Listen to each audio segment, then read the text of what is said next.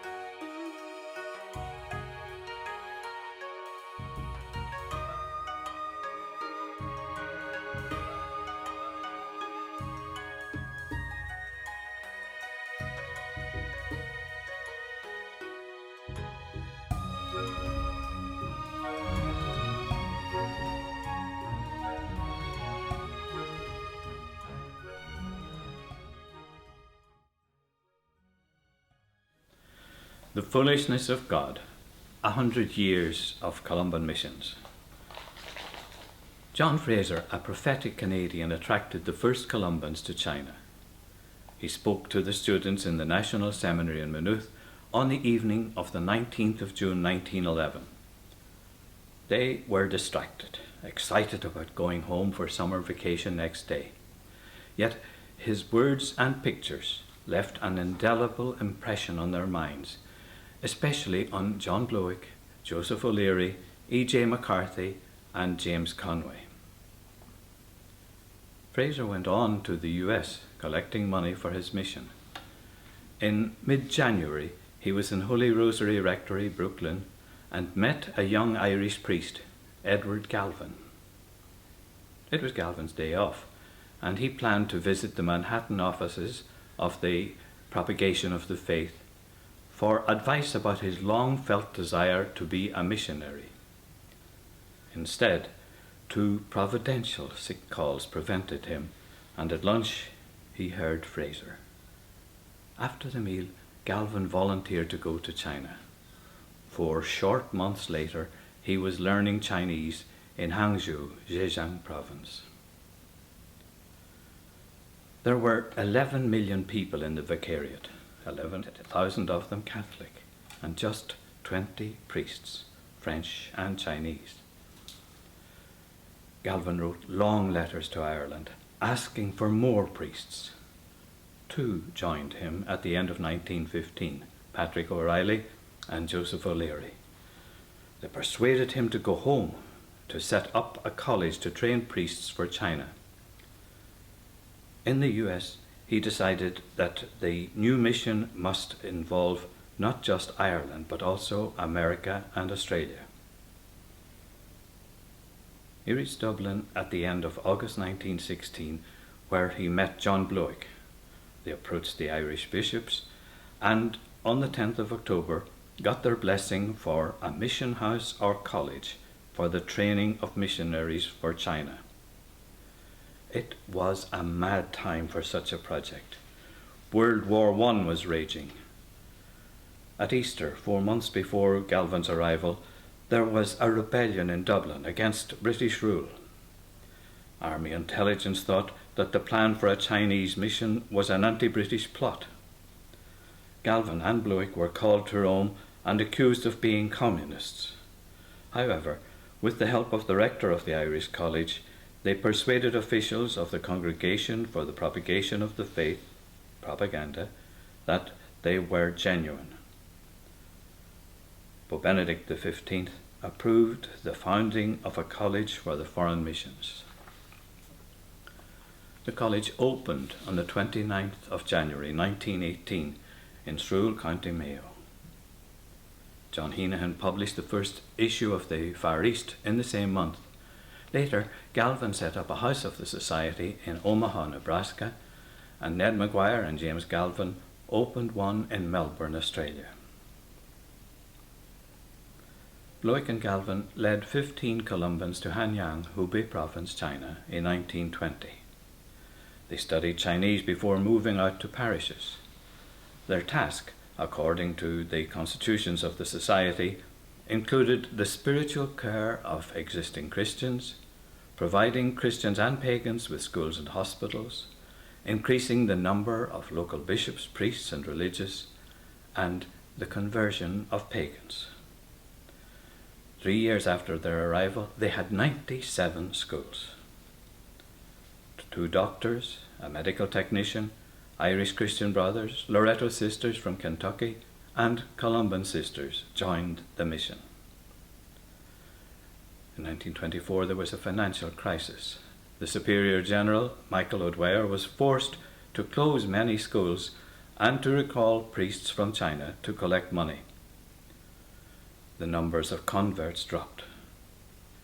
Yet growth, if slow, was enough for Pope Pius XI to appoint Galvin Bishop of the new Apostolic Vicariate of Hanyang in 1927. 2 Chinese priests, Titus Seng and Paul Zhang, had been ordained for Hanyang in 1923. Galvin himself ordained Dominic Wong and James Chu, and opened a minor seminary in 1928. Archbishop Mario Zanin, the apostolic delegate, chose 2 of the students, Peter Zhang and Joseph Seng, in 1937 to study in Rome. Earlier that year, Joseph Hogan founded the first Presidium of the Legion of Mary in China. In 1939, Galvin formed a new congregation, the Sisters of St. Mary, to train women and girls in the countryside. Chiang Kai-shek and the Nationalist Army swept north from Canton in 1926. The troops who captured Hubei were communist and left-wing. Priests in rural parishes were in extreme danger. Some were badly beaten, others barely escaped. Bandits forced a lump of raw opium down the throat of John Lawler and left him for dead. The Central China flood of 1931 covered 181,000 square kilometers, forcing 12 million people from their homes.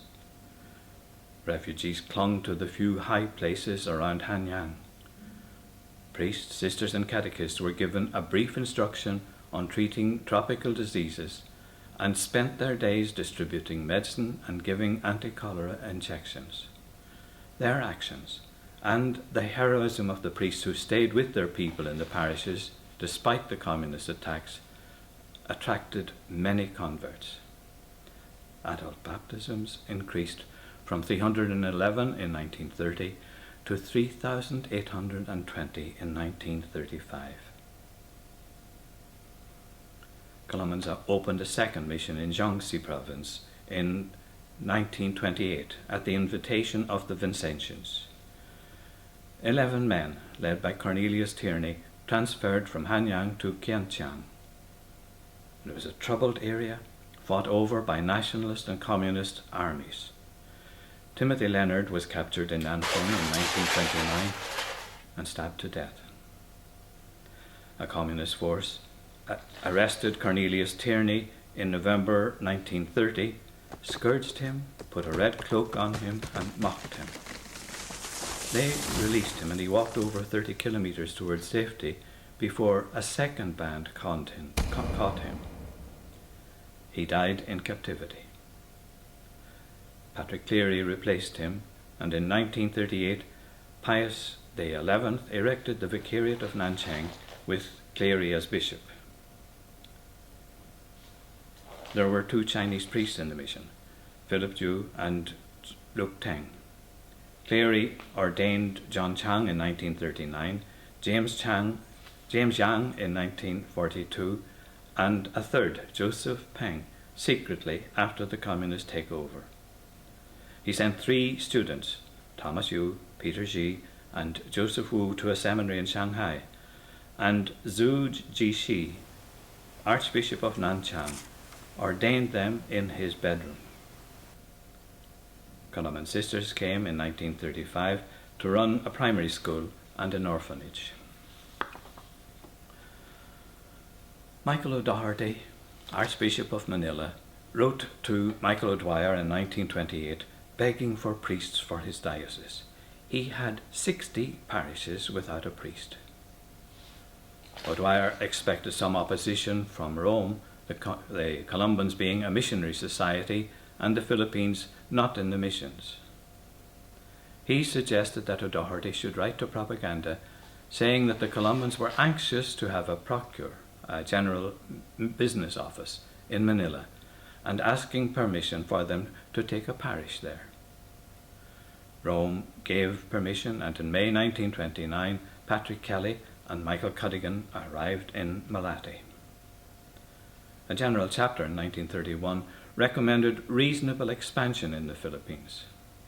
In the following years, there were Columban parishes in Binangonan, Lingayen, and Misamis Occidental.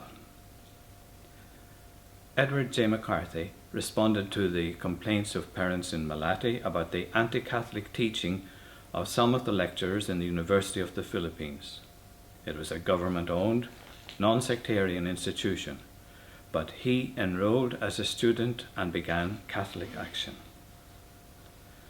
Mariano Madriaga, Bishop of Lingayen Dagupan, invited Columban sisters to open schools in Lingayen and Malasiki in 1939. 2 years later, they set up another in Misamis in Mindanao. The same 1931 chapter recommended that the society take on new missions in pagan countries. When Florian de Monge, Vicar Apostolic of Daegu, Korea, sent an invitation in 1933, the Superior General and his council accepted it unanimously. 10 priests, led by Owen MacPollan, arrived in October and were assigned to Mukpo in Cholanamdo. Rome appointed MacPollan Apostolic Prefect of Kwashu, later called Kwangju, in 1937. Thomas Quinlan went to Kangwondo and it became an apostolic prefecture in 1940. Albert Pierre Falieri, Vicar Apostolic of Northern Burma, asked propaganda in 1935 to relieve him of part of his vicariate and to set up that section as an independent mission. 8 Columbans, led by Patrick Usher, arrived in Bamo in the autumn of 1936. 2 were to learn Burmese, 3 Shan, and 3 Kachin, and some had to master several languages. Usher assigned them to mission stations, all within 80 kilometers of Bamo. In 1938, 2 went to Michina. Pius XI erected the prefecture of Bamo on the 15th of January 1939 with Usher as prefect. Japanese forces occupied Manchuria in 1931.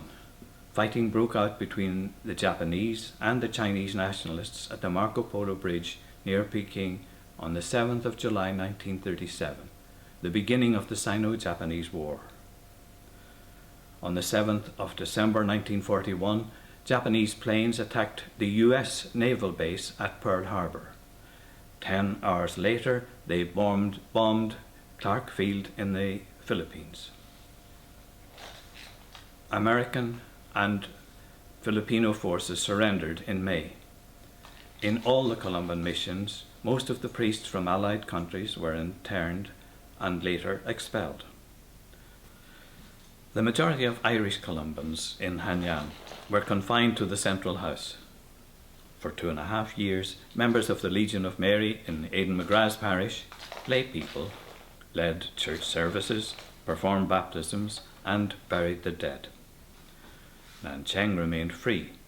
However, an American bomber crashed near the city and the survivors were guided to the Columbans. The Japanese retaliated with a month of murder and destruction, leaving the place a smouldering ruin.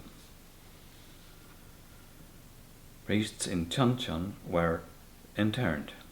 Their captors took a propaganda photograph in which Tony Collier managed to give the victory sign. Those in Gwangju were able to return to their parishes for a few months before being interned again. The Japanese imprisoned Patrick Dawson, T.D. Ryan, Austin Sweeney, and 18 Christians on Jeju as spies. Most of the priests in Korea suffered from malaria and dysentery, and one, Henry Gillen, died on the 6th of August 1945. In the Philippines, Columbans continued to work in their parishes. Military police tortured Frank Douglas in 1943, and he died as a result. On the 10th of February 1945, during the Battle for Manila, Patrick Kelly, John Heenahan, Joseph Monaghan, and Peter Fallon were taken away.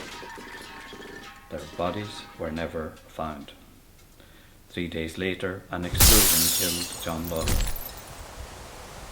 Columbans in Burma were interned in Mandalay. British troops returned in March 1945. During the fighting, a shell exploded among the priests as they were saying Mass, fatally injuring Thomas Murphy.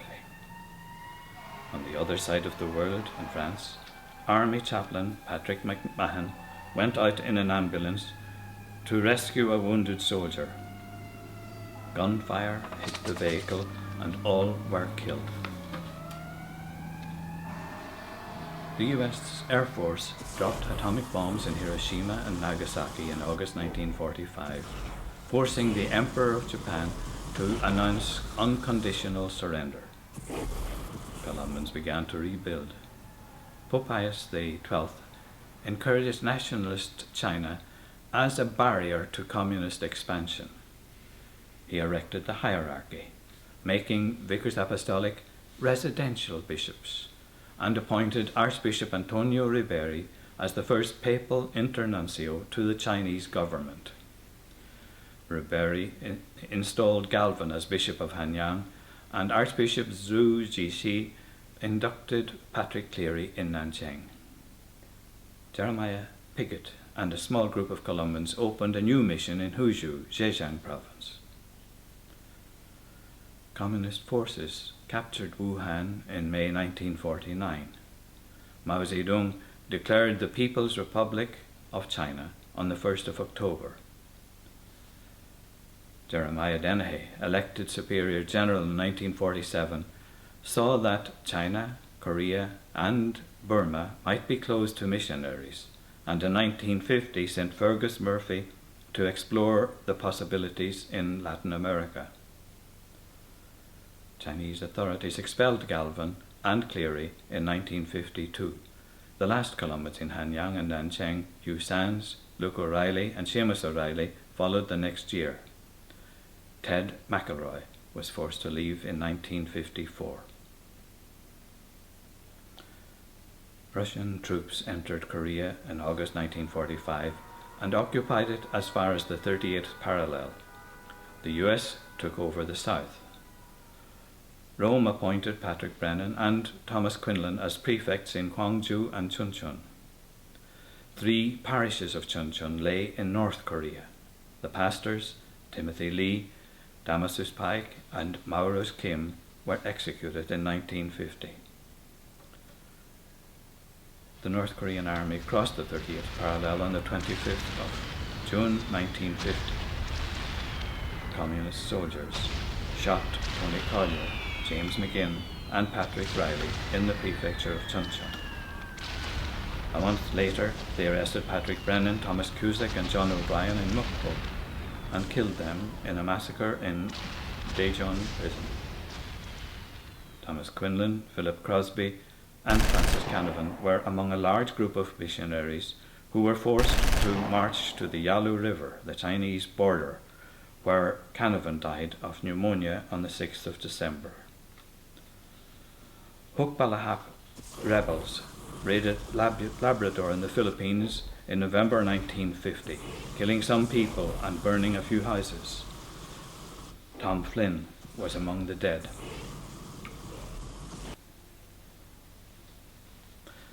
Peter Doi, Archbishop of Tokyo, asked for 2 Columbans, James Doyle and Joe O'Brien, in 1946. They had studied Japanese before World War II to enable them to minister to Japanese Catholics in Korea and to deal with Japanese colonial authorities. In January 1948, they opened a new mission in Japan. Other bishops requested men for Wakayama, Kumamoto, and Kanagawa. Dennehy and his council took on new commitments. They assigned 3 men to Lima, 3 to Santiago, 1 to Argentina, and agreed to staff 7 parishes in Fiji. James Loughran flew into Santiago on the 4th of January 1952 and became pastor of the parish of San Andres. James McCarthy and Hugo McGonigal joined him. Martin Ford reached Lima in January 1952, followed by Michael Fitzgerald and Malachi Lynham in June, and took control of a parish dedicated to Blessed Martin de Porres. John McFadden was appointed chaplain to the Apostolate of the Sea in Buenos Aires. 2 Columbans, Charles O'Mahony and Rod Holt, arrived in Suba, Fiji, on the 19th of January 1952. The main body, led by Dennis Fitzpatrick, came on the 22nd of February. The later 1950s saw significant changes in the Columban world. The emigrant chaplaincy in Britain, the associate priests program in Latin America, P.J. McGlinchey's 4-H clubs in Korea, and in Ireland the opening of St. Columban's Temple Ogue. Jack Casey was one of a number of Columban priests who ministered full-time to Irish workers in Britain, men living in camps at construction sites, and hotel staff were not served by the parish system. Chaplains and the Legion of Mary followed them. Timothy Connolly invited Irish diocesan priests to work with the Columbans in Latin America.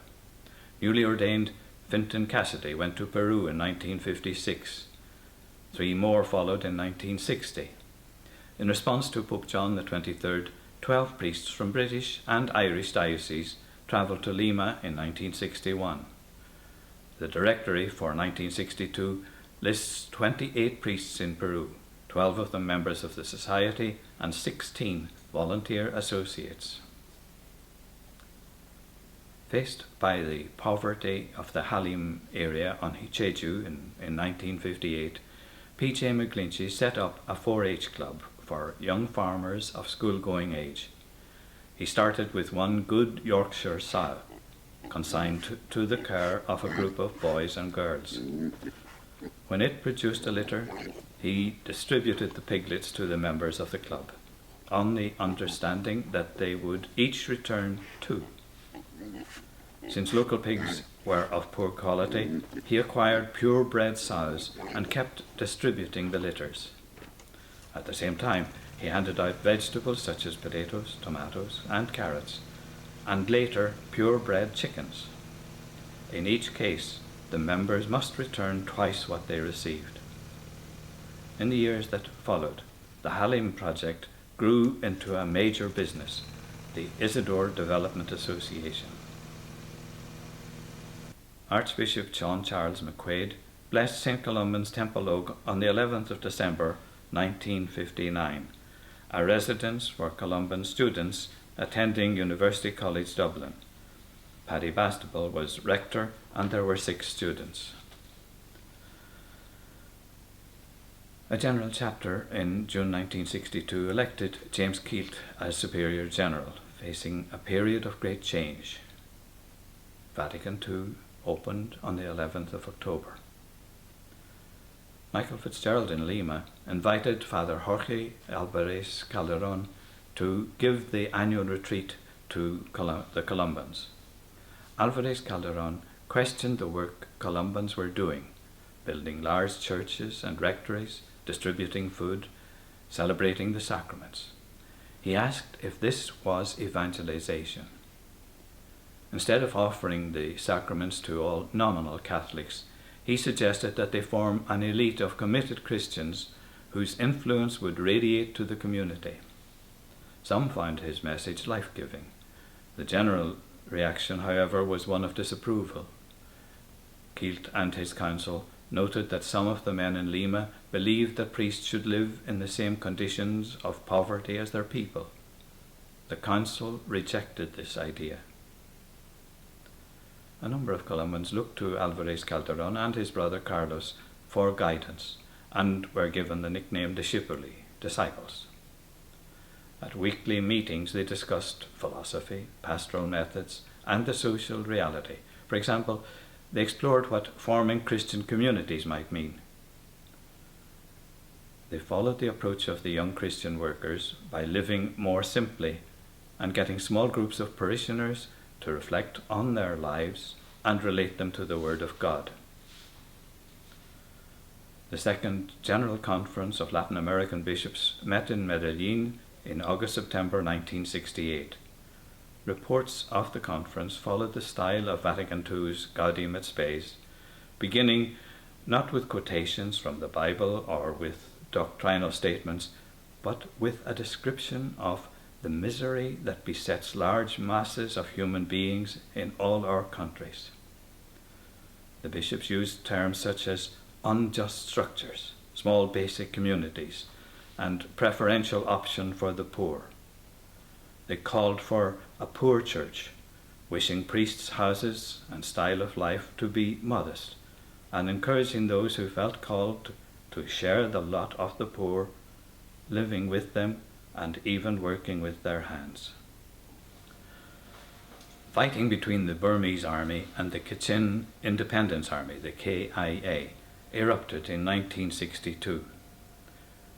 Jack Walsh and Bob O'Rourke staffed the mission in Mogoksup, about 80 kilometers northwest of Myitkyina. On the 23rd of March 1964, Walsh went to Mogwong to buy supplies for the Columban Sisters Clinic in Manbang. He failed to return and a search party found his body about 4 miles outside the town. He was lying face downward in a shallow grave with his rosary beads under his face.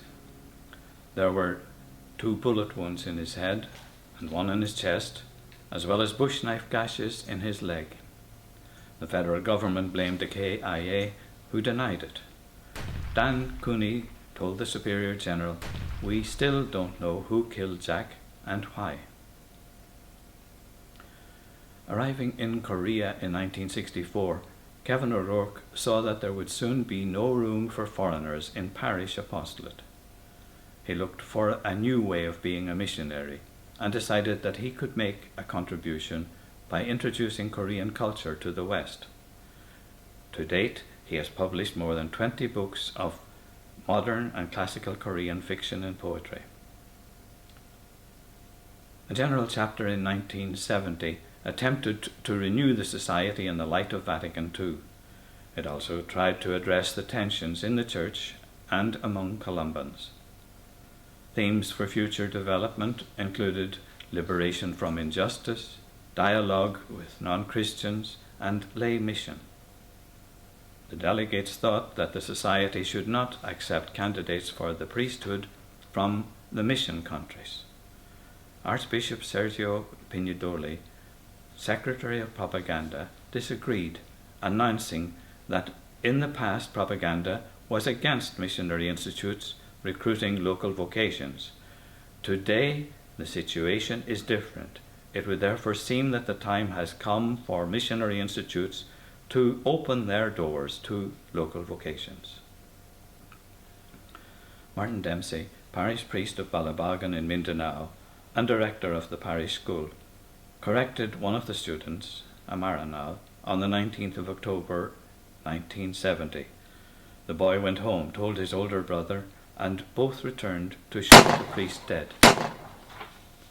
On the 4th of November 1970, Salvador Allende became the 27th President of Chile and the first freely elected Marxist chief of state in Latin America. The President assisted at a solemn Te Deum presided over by Cardinal Raúl Silva Enriquez in the Cathedral of Santiago. At Allende's request, the religious service had an ecumenical character, with representatives from all the religious groups in Chile, Catholics, Protestants, and Jews attending. 3 years later, military forces overthrew Allende's government. Hugo McGonigal remembered that men were taken from their homes in the middle of the night and executed in the fields. Priests were divided, some branding their colleagues and even the cardinal communist. Some bishops spoke out in support of the coup. Others, priests, sisters, and bishops, were already involved in political action. Fernando Aristia, auxiliary bishop of Santiago, helped socialist and communist leaders on the run to escape abroad. The new president, General Augusto Pinochet Ugarte, would rule for the next 16 years. President Ferdinand Marcos used unrest in the Philippines to declare martial law in September of 1972. Government forces arrested opposition politicians, journalists, student activists, and some priests. Many of the leaders of Student Catholic Action joined the Communist Party. Labour leaders and tenants were interrogated and jailed. Seeing no hope for social change by constitutional means, several priests, including Colombans in Negras and Mindanao, joined the underground. Pope Paul VI asked Bishop Bienvenido Tutud in 1975 about Muslim-Christian fighting in Mindanao. Tutud explained that Muslims and Christians were prejudiced against each other. Who, in your opinion, asked the Pope, ought to be the first to offer reconciliation? He suggested that a community of Christians be formed whose sole aim would be reconciliation. He erected the Prelature of Marawi in 1976, and Tutud became its first bishop. Its vision was not to convert Muslims, but to offer a reconciliation presence among Muslims through dialogue of life and faith. The General Chapter of 1976 recognized urgent challenges to incarnate the gospel in cultures which are not our own, to bring about full Christian liberation to the poor and the oppressed, to facilitate dialogue between Christians and non-Christians, and to facilitate exchange between churches.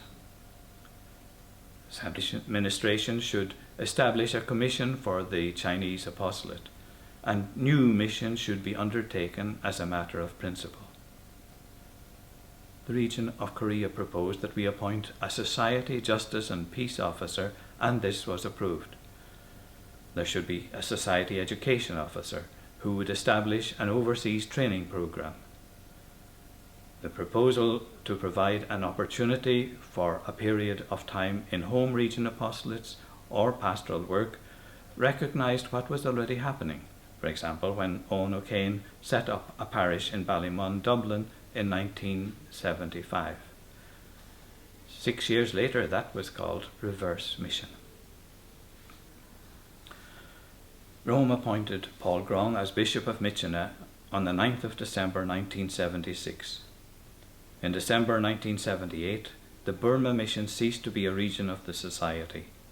The last Columbans, James Foley, Jim Clunan and Jack O'Sullivan, waited for 3 ordinations, which brought the number of priests in the diocese to 10 before they left on the 2nd of July 1979. Pat McCaffrey, Tom O'Reilly and Rob McCullough began to study Urdu in Lahore, Pakistan in January 1979. Jim Fleming, Paul Goddard and Pat McInerney joined them later that year. They ministered in Lahore and Sheikhupura, forming and strengthening the local Christian communities.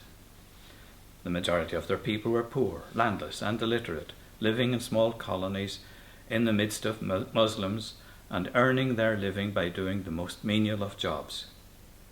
Dialogue with Muslims was a very important aspect of the Columban apostolate. In 1984, McCaffrey, McCullough and Dennis Carter moved to Matli and Badin in the Diocese of Hyderabad, serving the Parkari Kolis, a tribal people of Hindu origin. Ned Kelly arrived in Hsinchu, Taiwan in November 1978. Jerry Nealon, Neil McGill, Thomas Murphy and Joe Walsh in early 1979. They began to study Mandarin. Kelly became pastor of Holy Spirit Parish.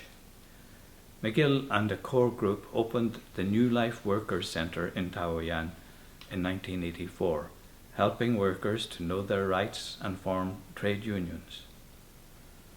On the 17th of March 1989, policemen surrounded McGill, confiscated his passport, handcuffed him and took him to the airport, and put him under police escort on a flight to Hong Kong.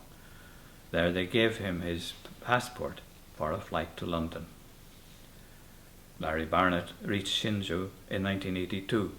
He became fascinated by the many temples, the beginning of serious research leading to a PhD in anthropology from Cornell University in 2004, and to great understanding and respect for Chinese religions. Francis Lambert, Bishop of Port Vila, Vanuatu, invited Columbans from Fiji to his diocese. A contract was signed in March 1980, giving the Society responsibility for 5 islands. Some 800 Catholics lived on 2, Tana and Anaitium. Jim Schiffer took over the parish of Imaki on the southern end of Tana in March, while Arthur Tierney became pastor of Lowanatum, 26 rugged miles to the north. The mission continued until 1988. Chris Farley and Noel Mackey were appointed to a special ministry in Shidamdong, a squatter area of Seoul, in 1982.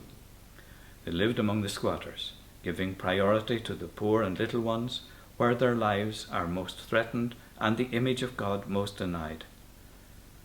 Using the basic Christian communities approach, they helped the people to become responsible for their destinies. In the run-up to the Seoul Olympics of 1988, the area was scheduled for redevelopment and 350 homes were demolished. The last Columbans in Shidamdong, Chuck Lynch and Donald O'Keefe, remained until 1992, when most of the houses had been knocked down. They then moved to another poor area. Police in Negros Occidental arrested 3 priests and 6 lay workers in May 1983. 2 of the priests were Columbans, Neil O'Brien and Brian Gore. They were charged with the murder of Mayor Pablo Sola and his companions. Their real crime was helping the poor in the mountain parishes to hold onto their land. The military searched for and tortured witnesses, but the Australian and Irish governments and media brought pressure on Manila. O'Brien's mother used the visit of Ronald Reagan to Ireland to get him to intervene. Letters and cards from around the world poured into the Bacolod jail, and the small Christian communities all over the Philippines watched and prayed. Finally, the government surrendered and had the judge dismiss the case in July 1984. Columban formation changed in the 1980s.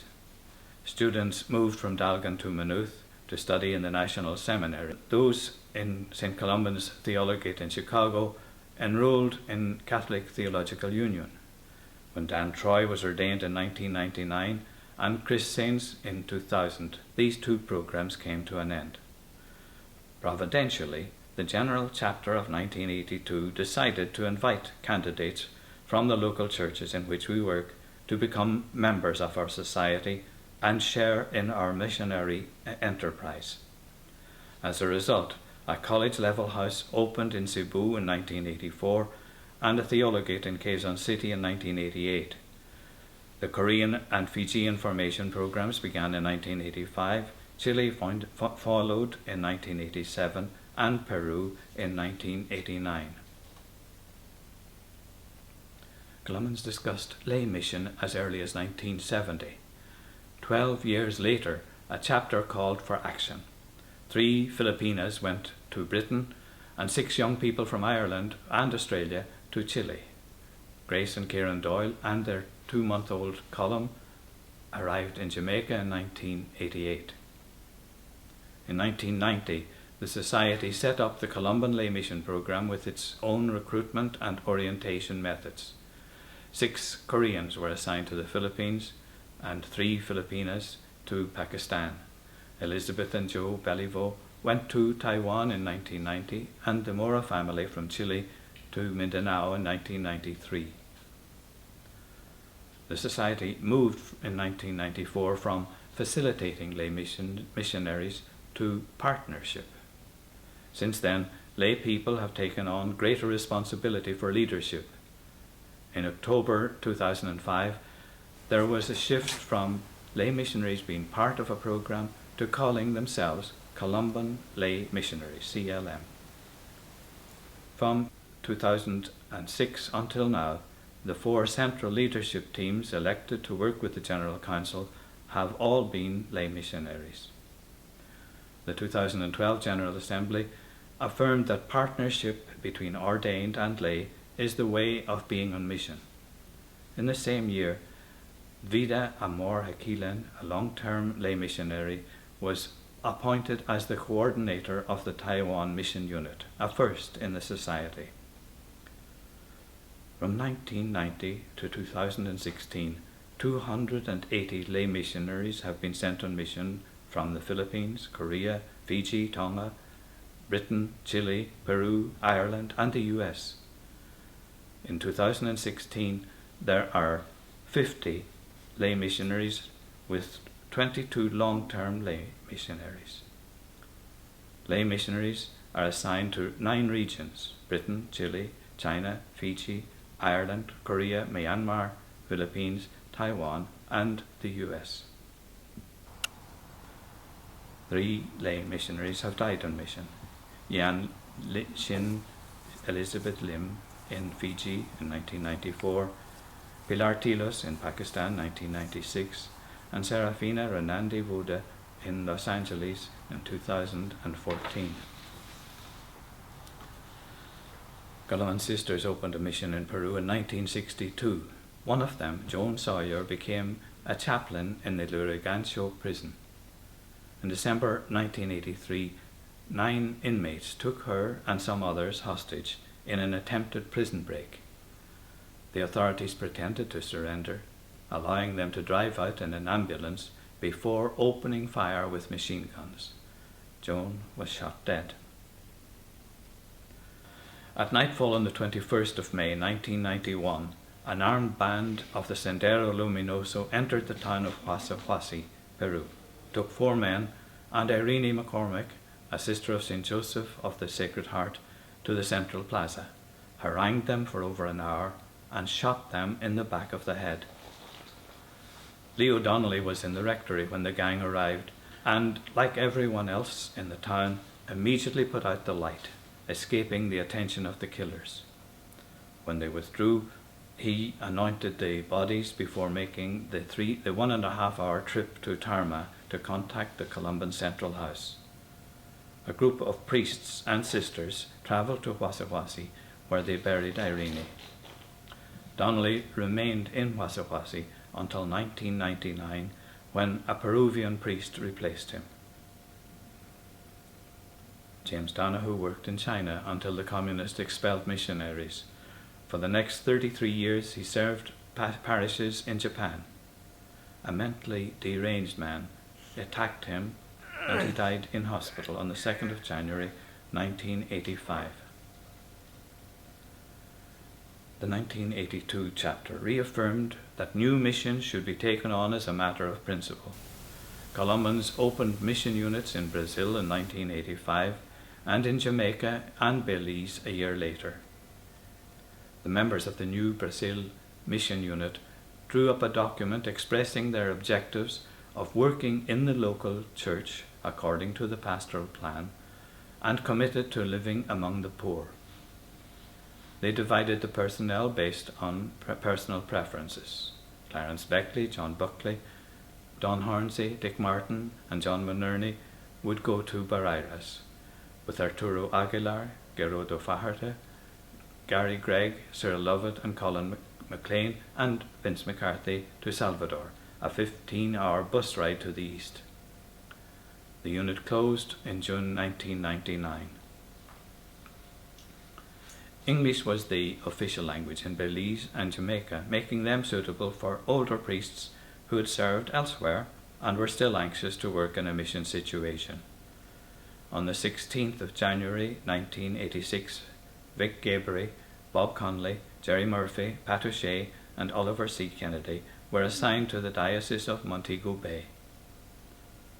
Vincent Power, who arrived in 1990, was concerned for the poor, especially the elderly who were hungry and lived alone.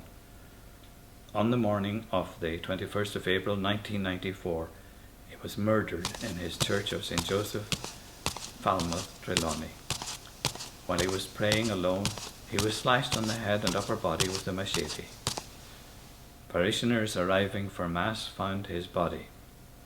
His keys had been taken and the house ransacked. The mission closed on the 30th of January 1999.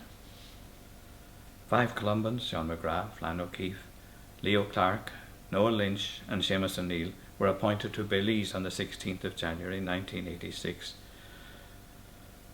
A letter from the Superior General in August 1995 announced that Columbans would withdraw from Belize on the 30th of June 1996.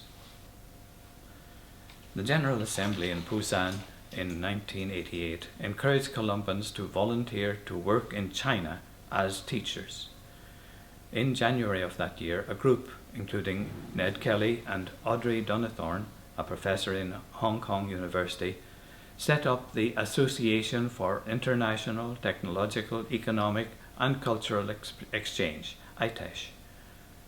Its purpose was to provide a medium through which Christians from other countries could assist the modernization of China. Michael Malloy and Jerry Wilmson taught in universities in Wuhan. Joe Houston did so too before moving to Beijing. Central administration decided in September of 1989 to set up the China Mission Unit, including Ned Kelly and John McGrath in Hong Kong and Malloy, Wilmson and Houston.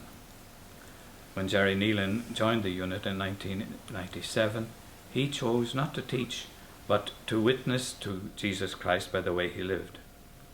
He facilitated overseas study for priests, sisters and lay people from both the official and official parts of the Catholic Church. Sean McDonough published The Vanishing Earth in 1985 and Care for the Earth in 1986, introducing a major new theme for Columban mission, where the 1982 chapter spoke of witness and dialogue from the standpoint of solidarity with the poor.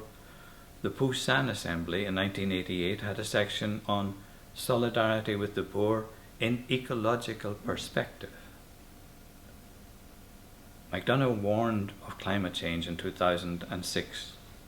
The General Assembly in that year stated, "Global warming is the most serious ecological challenge facing humanity and the planet. as people of faith, we believe we have a moral obligation to act. Colombans in the US met diocesan officials in El Paso in 1996 to discuss a society commitment there.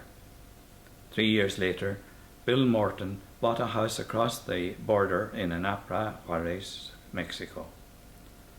The Bishop of Juarez erected Corpus Christi Parish there in 2001 with Kevin Mullins as pastor. According to Mullins, everybody in the parish was affected by drug-related violence. Many had relatives who had been killed.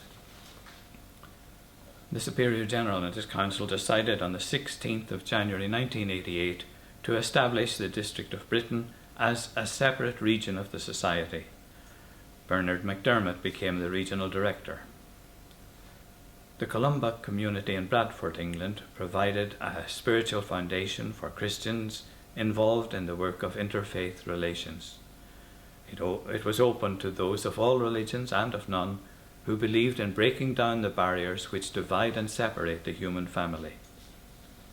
The community had an enviable reputation for hospitality and acceptance, which drew in all of whatever religion or culture, but especially the disadvantaged, asylum seekers, migrants, homeless, and the poor.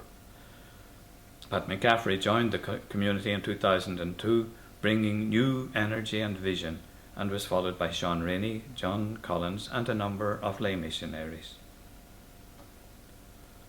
Bobby Gilmore directed the Irish immigrant chaplaincy in Britain from 1978 to 1992. He returned to Ireland and conducted an education programme on migration for the Irish Refugee Council, before becoming a founding member of the Migrant Rights Centre of Ireland in 2001.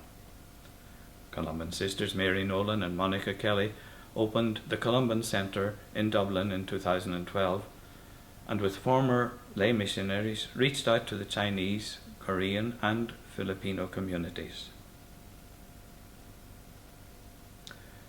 Rufus Halley joined the Prelature of Marawi in 1980 and immersed himself in the Maranao community. As director of Our Lady of Peace High School in Malabang, where 70% of the students were Muslim, he regularly visited all their homes.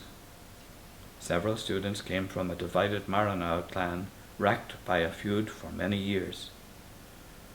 Rufus gained their trust and used examples like the peace process in Northern Ireland to get both sides to ask for reconciliation. He was their honoured guest at the peace ceremony.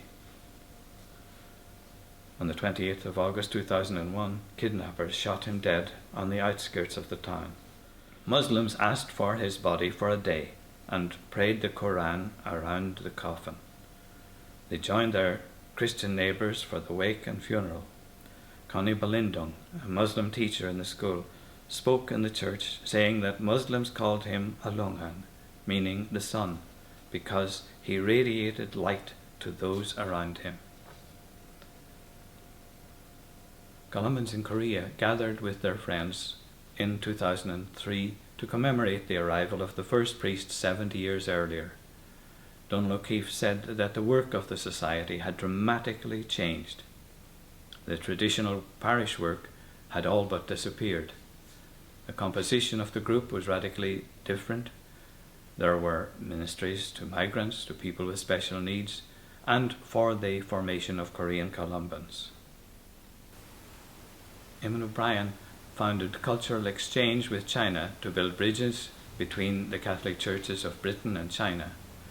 It conducted a 3-year course for spiritual directors, helped the National Seminary in Beijing, and supported the new contemplative monastery of St. Augustine in Shanxi. A Columban team, 4 priests and 3 lay missionaries, was assigned to Myanmar in June 2015. Neil McGill and Zhang Yun Columba had already worked there. The team became the Myanmar Mission Unit on the 1st of July 2016. God's mission is still continuing. I called it the foolishness of God, but remember what St. Paul said. God's foolishness is wiser than human wisdom. That's why we try to listen to him for guidance. Thank you, and God go with you.